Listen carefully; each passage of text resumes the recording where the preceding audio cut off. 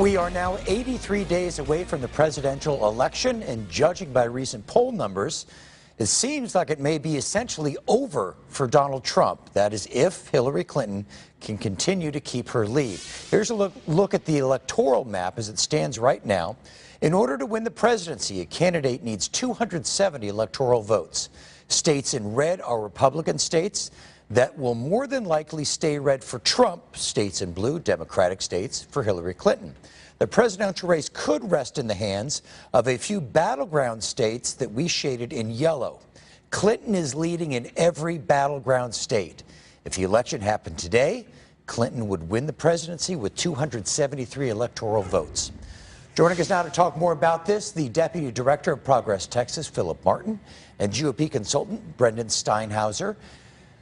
First of all, Phillip, looking at that map, it seems like another easy win for the Democrats. Any concerns on your side? I think we just have to keep working hard now through Election Day. I think that's what Democrats need to stay focused, and Secretary Clinton was delivering that message today at her rallies. I think probably one of the clearest signs in the campaigns here is how much field strength each campaign has.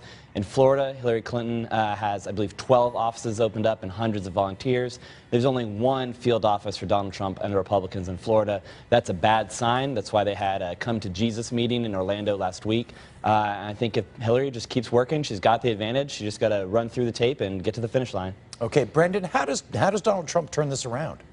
Well, I think it's clear that Donald Trump has to change his strategy immediately. He's got to throw everything out that he's been doing, and he has to change direction. I think it's still possible for him to win, but he's got to turn out his voters at a higher percentage than Hillary Clinton is going to turn out her voters, and that's going to be a difficult proposition. He doesn't have the field staff right now. He isn't running TV ads. He's not doing some of the basics. But if Donald Trump has shown anything this election cycle, it's that all the other rules have not applied to him that have applied in the past. So he has a shot here. He's got a lot of work to do. It's going to be an uphill climb, but I don't think it's all over until the votes are counted in November. Phillip, talking about the turnout and the excitement level, with Hillary Clinton seeming to lead everywhere, and it seems like this is a done deal, is there a concern on the Democratic side about voter turnout, about just regular folks saying, well, she's won, I'm not going to bother to go vote? No, I think people like to be part of a winning team, and right now Hillary Clinton's team is winning by a lot. As you get closer and closer to November, the historic nature of the election becomes more and more apparent.